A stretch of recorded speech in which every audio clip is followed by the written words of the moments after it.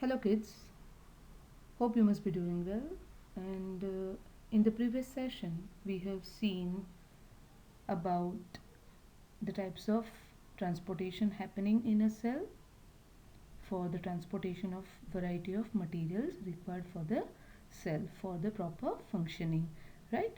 We have also seen the different types of solution, that is hypertonic, isotonic and hypotonic, right? We have also discussed about diffusion and osmosis and the various types, right? Today we are going to start with cell wall. Here I have given you the rough structure to understand where actually is the cell wall. Now the name itself, that is wall, tells us that it is a kind of boundary which will support the inner material as well as it will guard the inner component also, right? So that is all about cell wall in brief. Let us discuss in detail about cell wall. So what is a cell wall? It is defined as a rigid external layer that is specifically designed to provide structural support and rigidity. It also keeps the interior components of the cell intact and safe from the external environment. As I said, wall, it's a kind of protecting layer or protecting membrane, right, which will give the cell rigidity, an external layer which provides support and rigidity. Fine. Its composition varies according to the organism and is permeable in nature. The cell wall separates the interior contents of the cell from the exterior environment. Of course, it is a kind of membrane. So, of course, it will separate both, that is interior and exterior components from each other, right? It also provides shape, support and protection to the cell and its organelles. The cell wall is the outer covering of the cell present adjacent to the cell membrane, which is also called the plasma membrane. What is the other name for plasma membrane? We discussed in the last video. It is also known as selectively permeable membrane. And why it is called so, about that also we have discussed in detail. Fine. So second point is all about the function of a cell wall, right? The cell wall is present in all plant cells, fungi, bacteria, algae and some archaea. Animal cell is irregular in shape, and this is mainly due to the lack of cell wall in their cells. The compositions of the cell wall usually vary along with organisms. Now from the third point, one question can be asked, that why is the animal cell irregular in shape? So the answer will be, it does not have a cell wall, because the cell wall is the component which gives proper shape to the cell. Okay. The plant cell wall is mainly composed of cellulose, whereas in fungi it is made up of chitin. Please remember this. And cellulose is a complex substance and provides structural strength to plants. Now we know that herbivores, they are plant eating animals, means their body design is such that their body can easily digest this cellulose. But if I tell you people that please go and graze in the field, are we able to eat grass? Yes, of course, we can eat grass, but our body will not be able to digest that grass. Why? Because our body is not designed in such a way that it can digest this cellulose, which is a complex substance, and it provides structural strength to the plants. So, please remember the definition of cell wall, the function, which component is present in the plant cell as well as in the fungal cell wall, right? And what is the meaning of cellulose? Now in activity 5.6, which is given in your textbook page number 61, mount the peel of a real leaf in water on a slide and examine cells under the high power of a microscope. Note the small green granules, which are also known as chloroplasts. They contain a green substance called chlorophyll. You know about chlorophyll, right? Put a strong solution of sugar or salt on the mounted leaf on the slide. Now when we will keep this strong solution of sugar or salt, which type of solution it is? Hypotonic, right? Wait for a minute and observe under a microscope. What do we see? Now you have to recall the activities which were discussed in the previous video. We know that Rio is a common decorative plant found in our home and gardens. Its slides are easy to prepare, so we use them to study cell components and functions. Under the microscope, we see changes similar to eggs, raisins, and dried apricots, that is, swelling in water and shrinkage with saline or sugar solution, right? This activity we had discussed in detail in the previous video also. Fine. Boiling of leaf breaks the cell wall and the other cellular components like cytoplasm. Osmosis in a leaf is a function of protoplasm. About protoplasm we are going to discuss in detail in some time. As a result, we do not see any change in shape or size in leaf cells, whether in water or solution. Now, for understanding third point, read the second point of activity given in your textbook. That is, now place some Rio leaves in boiling water for a few minutes. Of course, we know that during the process of boiling, it is going to kill all the living cells, right? So this kills the cells. Then mount one leaf on a slide and observe it under the microscope. When you are dipping that leaf in the boiling water, so whatever cells are present in that leaf, of course, these cells are going to die. So if the cells are not living only, do you think so it is going to show any kind of effect whether they are dipped in the water, pure water, or even saline or sugar solution? No, because the cells are dead, no changes will be observed in the cells. Okay, they will remain as it is. That is why it is written here that as a result we do not see any change in shape or size in leaf cells, whether in water or any of the solutions. Is it clear to you people? Okay. So what is the conclusion? A cell is alive until its protoplasm is functioning. So we can just say that what is protoplasm? It is a kind of living component present in a cell, right? A living cell responds to changes in external osmotic pressure, while a dead cell ceases to show response to osmotic pressure. That is, if the cells are living, then only they will show some kind of response towards the change in the osmotic pressure. But if the cells are dead, they will not show any kind of effects, right? Fine. Now here I have given you the functions of a cell wall. Please go through it. It provides definite shape, strength, rigidity, protection against mechanical stress and physical shocks, helps to control cell expansion due to the intake of water, helps in preventing water loss from the cell.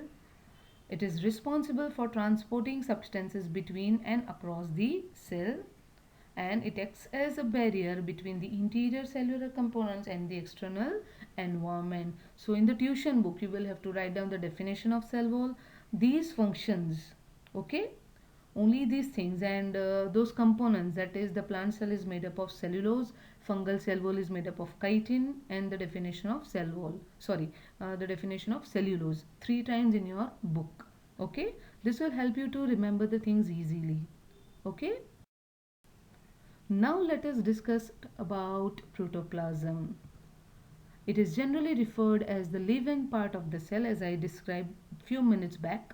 It is colorless, jelly-like substance composed of macromolecules, water, and mixture of small molecules.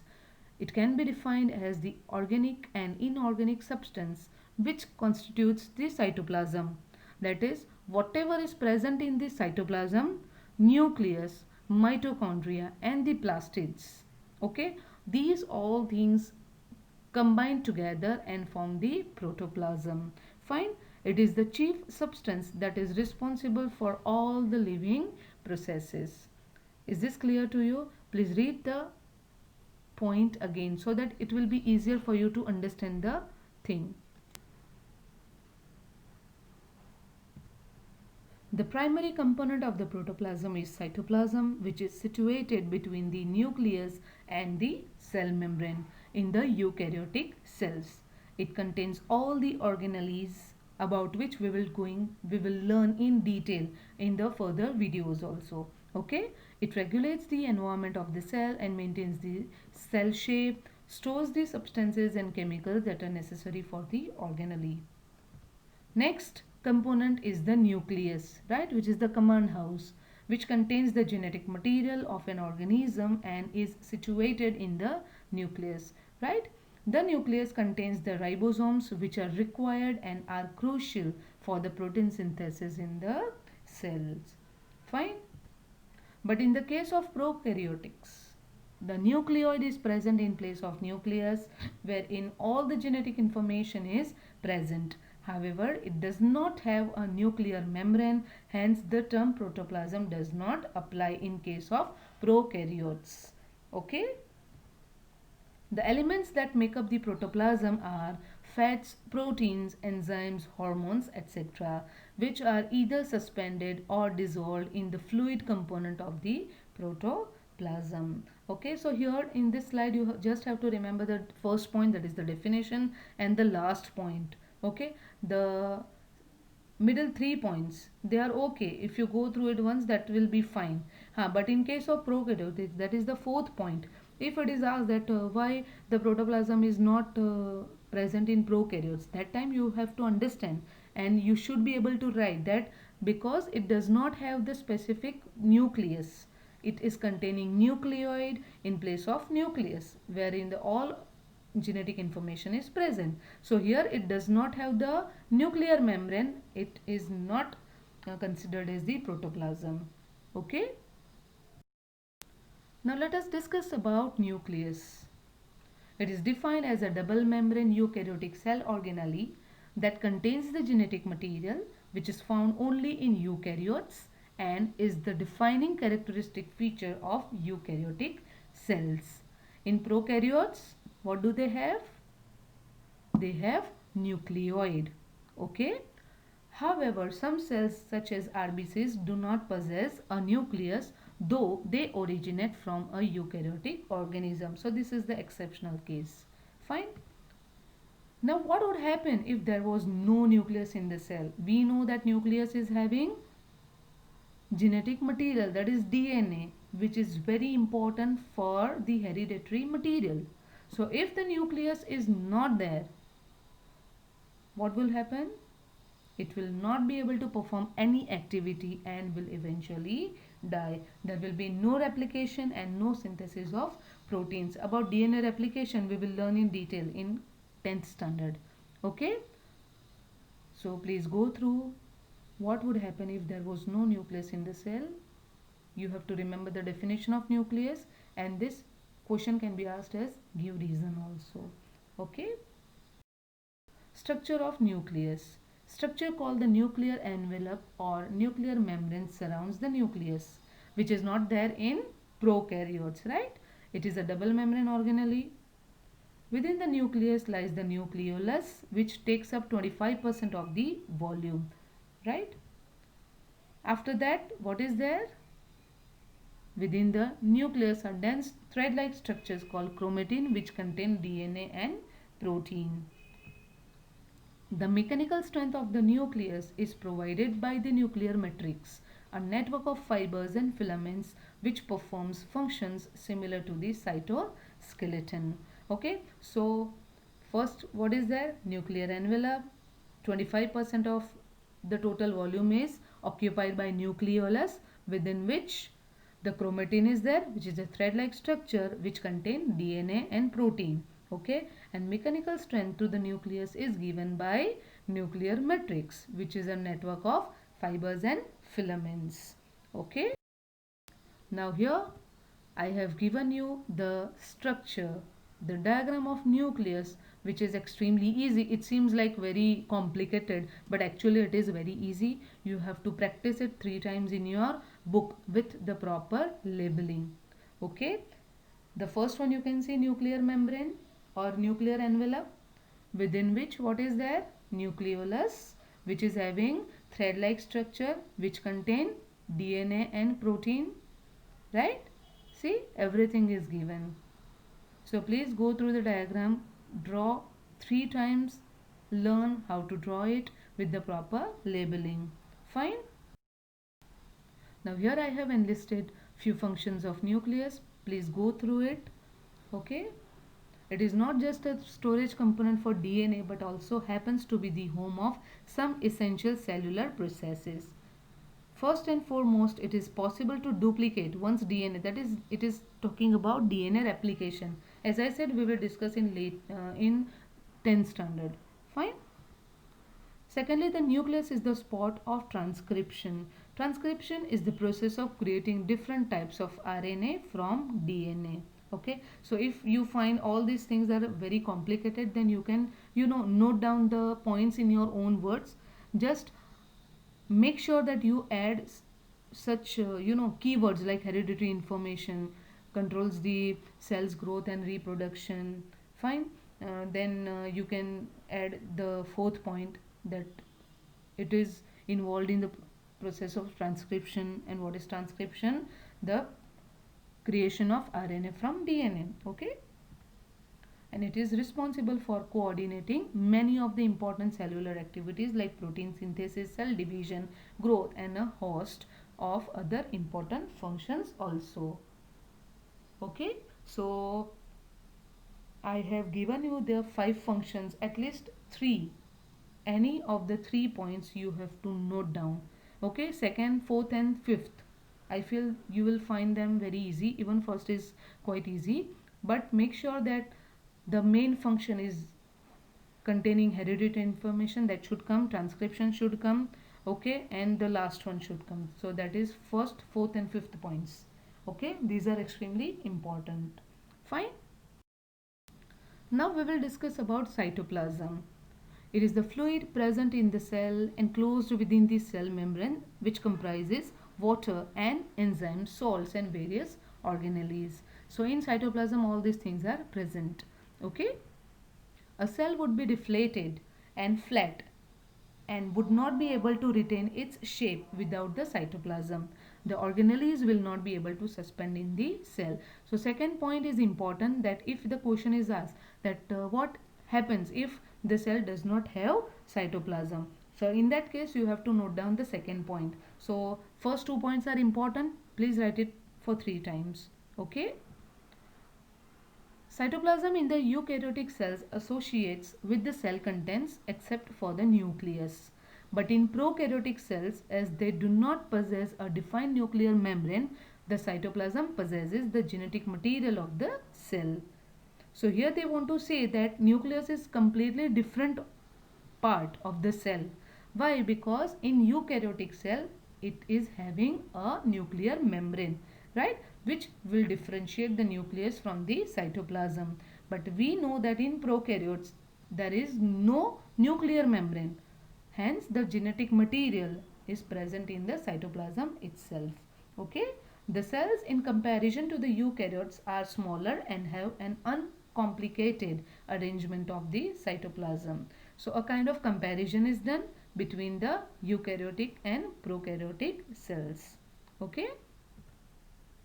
The cytoplasm is one of the basic components of the cell where cell organelles are embedded. It is a semi-liquid jelly-like element which attaches the nucleus and the cell membrane. So we can say that cytoplasm is acting as the bridge, right? Other cell organelles like mitochondria, ribosomes, vacuoles, endoplasmic reticulum, etc. are all suspended in it, right? As if we have discussed in the first point. Fine.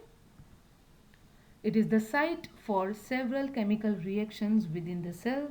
Most of the cellular metabolism takes place here. So let us end our session with a positive thought that is said by the respected Dr. APJ Abdul Kalam, that the 2 most important life goals I would like every youth to have. The first is to increase the amount of time that you have at your disposal. That is the time which you are using, or not using actually, the time which you are wasting.